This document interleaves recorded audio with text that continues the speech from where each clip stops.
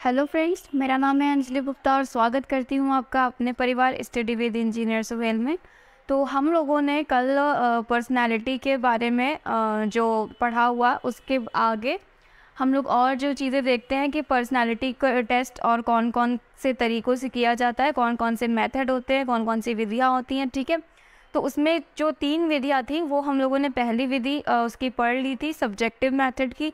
आज पढ़ेंगे objective method और प्रोजेक्टिव मेथड। ठीक है, तो ऑब्जेक्टिव मेथड में क्या चीज़ें हैं हम इन्हें देख लेते हैं। ऑब्जेक्टिव मेथड में भी कई तरीके आपको दिए हुए हैं किस तरीके से आप जो है पर्सनालिटी टेस्ट कर सकते हैं। ठीक है, व्यक्तित्व का मापन कर सकते हैं। ठीक है, ये विधियाँ भी सचेतन का ही मूल्यांकन करती हैं। ठीक है, पक्षपात रहित होती है। ठीक, एग्जाम्पल उनकी आदतें और उनके शील गुणों का मापन। ठीक है, तो ये विधियाँ किसका मापन करेंगी कि कैसी आदत है व्यक्ति में और उसमें शील गुण कैसे हैं। शील गुण क्या होते हैं मैंने आपको समझा रखा है व्यक्तित्व वाले चैप्टर में कि जो शील गुण होते हैं वो हमें क्या मिलते हैं, हेरिडिटी से मिलते हैं। ठीक है ना, तो यहाँ पर क्या है उनकी आदतें और शील गुणों का शील गुण हमें दिखाई देते हैं कि यहाँ पर किस तरह से उसका मापन कर सकते हैं। तो पहली विधि है इसकी कि पारिस्थितिक परीक्षण। ठीक है, सिचुएशनल टेस्ट। सिचुएशनल टेस्ट क्या होता है कि जैसे आपने एक परिस्थिति उत्पन्न कर दी, ठीक है, फिर आपने जो है उस व्यक्ति का टेस्ट किया कि इस परिस्थिति में वो जो व्यक्ति है वो किस तरह से बिहेव कर रहा है। ठीक है, तो ये आपका क्या हो गया, पारिस्थितिक परीक्षण। ठीक, सिचुएशनल टेस्ट ये क्या, यहाँ क्या होता है, सिचुएशन आपको क्रिएट करनी होती है और तब आप उसका जो है आप उसका टेस्ट ले सकते हैं उस बिहाफ पे कि वो किस तरह से रिएक्ट कर रहा है। ठीक है, तो सिचुएशन क्रिएट करके व्यक्तित्व का परीक्षण करना है कि वो गुस्सैल है या शांत है किसी लेकिन यहाँ पर परिस्थिति कैसी होगी, कृत्रिम परिस्थिति होगी। ठीक है, आपने बनाई होगी वो परिस्थिति। ठीक है, उसके बाद उसका जो व्यवहार होगा उससे उसका टेस्ट हो जाएगा। ठीक, तो ये पहली आपकी परीक्षण है। सेकेंड है अवलोकन या ऑब्जर्वेशन। क्या होता है ऑब्जर्वेशन, आपने देखा होगा कोई अगर बच्चा कोई काम कर रहा है और आप उसे लगातार ऑब्जर्व कर रहे हैं या उसे लगातार देख रहे हैं तो आपको पता चल जाएगा कि उसकी क्रिया क्या है, कि वो किस तरह से एक्टिविटी कर रहा है। ठीक है ना, तो यही होता है ऑब्जर्वेशन में। ऑब्जर्वेशन क्या है, अगर व्यक्ति कोई कार्य करे तो उसे अवलोकन करके देखना। ठीक है, अवलोकन करके जानना कि उसका जो व्यक्तित्व है या उसकी पर्सनैलिटी है वो किस तरह की है। ठीक है, तो ये आपका क्या हो गया, सेकेंड मेथड हो गया ऑब्जेक्टिव में। ठीक, थर्ड मेथड क्या है, रेटिंग मापनी। रेटिंग मापनी क्या होती है कि आपने एक रेटिंग स्केल सेट कर दिया। ठीक है ना, तो इसमें क्या है, टू द पॉइंट जज होता है कि आपने पहले से ही फिक्स कर रखा है, एक स्केल दे रखी है कि हाँ ये इसका उत्तर होना चाहिए। ठीक है, तो एग्जांपल घर में तुम्हें सबसे अच्छा कौन लगता है, तो ये क्या है ना वो स्केलिंग करेगा कि सबसे ज़्यादा अच्छा कौन है, फिर कम अच्छा कौन है। ठीक है ना, तो इस हिसाब से वो रेटिंग स्केल अपना जो है व्यक्ति सेट करेगा। ठीक, फिर फोर्थ है आपका समाजमिति। समाजमिति क्या है, सोशियोमेट्री। समाजमिति में क्या आता है आपका, मेरोनो तथा जेनिंग्स ने इस विधि का विकास किया। इसमें बालक द्वारा अपने मित्र का चयन किया जाता है। ठीक है, इसमें बालक द्वारा मित्र का चयन कैसे किया जाएगा कि जैसे जब हम लोग स्कूल में जाते हैं, ठीक है, तो जैसे नए नए स्कूल में अगर जान पहचान नहीं हुई रहती है तो फिर हम सोचते हैं कि किससे फ्रेंडशिप करनी चाहिए, कि किससे नहीं बोलना चाहिए, किससे बोलना चाहिए, ऐसा सब सोचते हैं ना।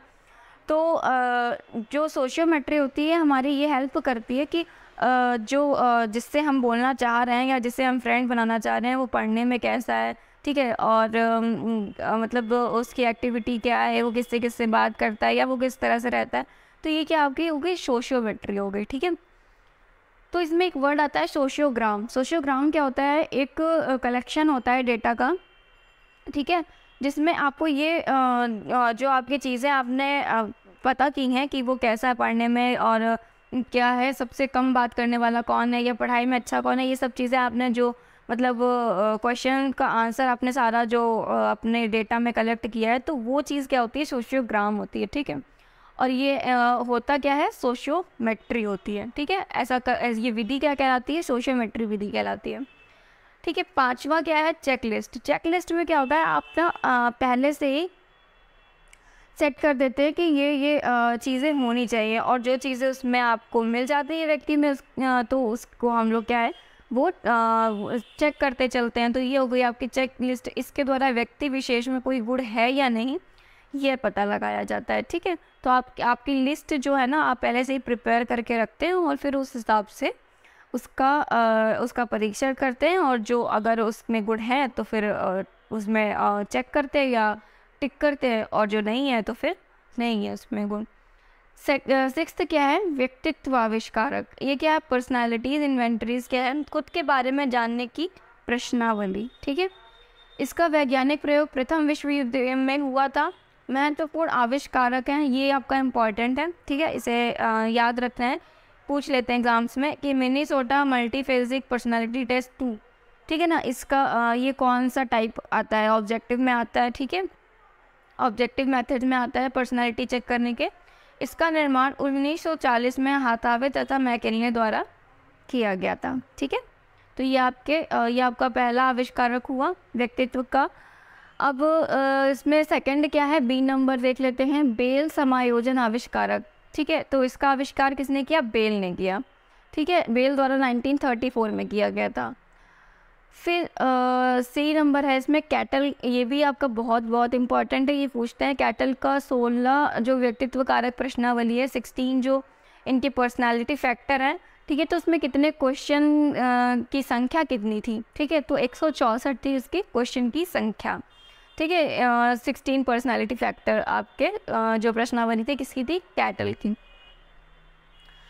अब थर्ड नंबर क्या है आपका, प्रोजेक्टिव मेथड। आपका सब्जेक्टिव हो गया, ऑब्जेक्टिव हो गया, और अब आता है क्या, प्रोजेक्टिव मेथड। ठीक है, प्रक्षेपण विधि। ये होती क्या है, प्रक्षेपण विधियों के माध्यम से अवचेतन मन की बातों को ज्ञात किया जाता है। ठीक है, कि मन में क्या चल रहा है दूसरे के, ये ज्ञात किया जाता है। ठीक है, उससे उसकी पर्सनैलिटी का पता लगाया जाता है। एग्ज़ाम्पल, इस इंसान को गुस्सा बहुत आता होगा। कभी कभी हम मतलब उसके मन की बात जान लेते हैं ना सामने वाले को, उसके बिहेवियर से, कि ये कैसा रहा होगा, ये कैसे बात करता होगा, मतलब ये घर पे कैसे रहता होगा, या इसे गुस्सा बहुत आता होगा, ये बहुत शांत रहता होगा। तो ऐसा हम लोग क्या है व्यक्तित्व का पता लगाते हैं ना, तो इसको क्या कहते हैं, प्रोजेक्टिव मेथड कहते हैं। ठीक है, तो इसमें पहली जो विधि है वो क्या है, TAT टैट। टैट क्या है, थीमेटिक एपर्सेप्शन टेस्ट। ठीक है, इसका फुल फॉर्म आपके एग्ज़ाम्स में बहुत पूछे जाते हैं, यूपी टेट में तो खासकर यूपी टेट में, कि TAT का फुल फॉर्म क्या है और CAT का फुल फॉर्म क्या है, ये पूछ लेते हैं। ठीक है, तो इम्पॉर्टेंट ये वाले ज़्यादा रहते हैं इनके फुल फॉर्म। तो थीमेटिक परसेप्शन टेस्ट जो कि किसने दिया था, मुर्रे ने दिया था। इसमें कुछ 31 कार्ड होते हैं। ठीक है ना, तो इस हिसाब से इसका टेस्ट किया जाता है। ठीक, अब देखते हैं सेकंड क्या है, CAT चिल्ड्रन परसेप्शन टेस्ट। क्या होता है, किसने दिया था, बेलॉक ने दिया था। ठीक है, फिर है WAT वर्ड एसोसिएशन टेस्ट। ये किसने दिया था, फ्रायड एवं यूंग ने दिया था। ठीक है, तो इसमें क्या होता है, वैट में आपको कुछ शब्द जो है सुनाए जाते हैं, उसके बाद आपसे जो है वो आपके मन में शब्द बुलवाना होता है। इस तरह का इसका टेस्ट होता है कुछ। ठीक है, वर्ड एसोसिएशन टेस्ट। फोर्थ क्या है इसका, रोशार का स्याही डब्बा परीक्षण। ठीक है, ये सब कुछ आता है आपका प्रोजेक्टिव मेथड में। 5 है आपका प्ले टेक्निक, और 6 में है साइको ड्रामा। फिर 7 में सेंटेंस कंप्लीशन टेस्ट। आपको सेंटेंस दिए जाते हैं, आपको उन्हें कंप्लीट करना होता है। ठीक है, सेंटेंस कंप्लीशन टेस्ट होता है। फिर 8 है ड्राइंग टेस्ट। ठीक, फिर 9 है PAT पिक्चर एसोसिएशन टेस्ट होता है। फिर 9 है आपका मोज़ेक टेस्ट। ठीक है, अब तो प्रोजेक्टिव टेस्ट में इतने टेस्ट ये आपको दे रखे हैं, और इसके कुछ टेस्ट और भी हैं। ठीक है, तो ये आपको पूछ लेते हैं ये किस में आते हैं, प्रोजेक्टिव में आते हैं, ऑब्जेक्टिव में आते हैं, या सब्जेक्टिव में आते हैं। ठीक है, तो आपको ये चीज़ें समझ में आई होंगी, तो तब तक आप इसका स्क्रीनशॉट ले लीजिए। फिर आगे के जो टेस्ट हैं उनकी भी बात हम लोग कर लेते हैं।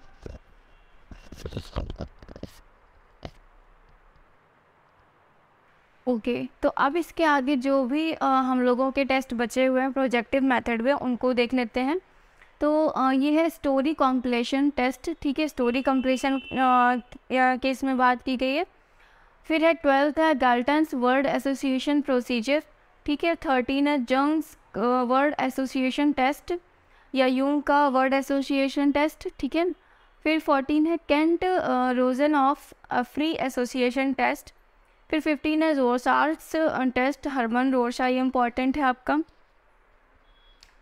ये वाला, ठीक है। और फिर है 16 में एल्डर्स अर्ली रिकलेक्शंस टेक्निक।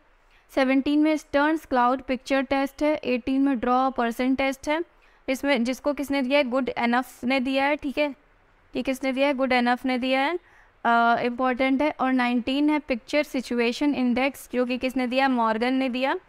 और 20 है क्रॉस आउट परीक्षण, जो कि किसने दिया, प्रेसी ने दिया, ठीक है।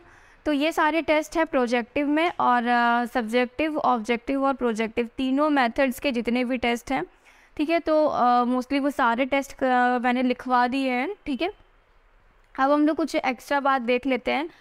तो जो सिगमंड फ्राइड के हम लोगों ने जो थ्योरी पढ़ी थी, उसमें हम लोगों ने ईगो और सुपर ईगो को पढ़ा हुआ था। अब इन्होंने कुछ अन्य अवस्थाएं भी दे रखी हैं, इनको भी हम लोग देख लेते हैं कि कौन सी अवस्था दे रखी है पर्सनालिटी के अंदर, ठीक है। व्यक्तित्व का मनोलैंगिक सिद्धांत दिया, किसने दिया, सिगमंड फ्राइड ने, ठीक है। तो उस हिसाब से इन्होंने उसको स्टेजेस में जो है पर्सनालिटी के बिहाफ पे बांटा हुआ है, ठीक है। तो पहली इनकी स्टेज क्या है, मुखावस्था, जो कि है ओरल स्टेज, ठीक है।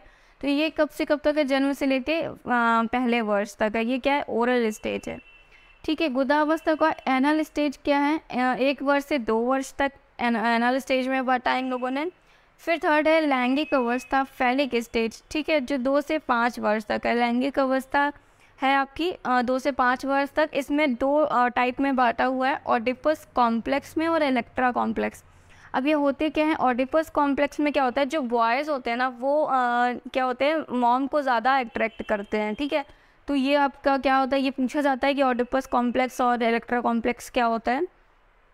तो ऑडिपस कॉम्प्लेक्स में बॉयज़ अट्रैक्ट्स मॉम, ठीक है, और इलेक्ट्रा कॉम्प्लेक्स में क्या होता है, गर्ल्स अट्रैक्ट्स फादर, ठीक है। तो ये दोनों चीज़ें पूछ ली जाती हैं, ठीक है। लैंगिक अवस्था आपकी कब से कब तक है, 2 से 5 वर्ष तक, ठीक। फिर है अदृश्यावस्था या लेटेंसी स्टेज, क्या है, जिसमें बच्चे जो है ना अपने आप को कैसे अव्यक्त करते हैं, ठीक है। तो वो नृत्य के द्वारा या ड्रामा के द्वारा, ठीक है। तो वो क्या है, 6 से 12 वर्ष के बच्चे जो होते हैं वो इस तरह से अपने आप को जो व्यक्त करने की कोशिश करते हैं, ठीक है। तो ये क्या है, लेटेंसी स्टेज है। फिर है 5वीं जननांग चरण, या 12 वर्ष के बाद की उम्र है। 12 वर्ष के जितने भी 12 वर्ष के बाद जितनी भी उम्र है उसके लिए क्या बोलते हैं, जेनिटल स्टेज, जननांग चरण, 12 वर्ष के बाद तक। तो ये कुछ स्टेजेस में इन लोगों ने सिगमंड फ्राइड ने बांटा हुआ है। ये सिर्फ आपसे मतलब इस तरह से पूछ सकते हैं किस एज ग्रुप में आते हैं, ठीक है।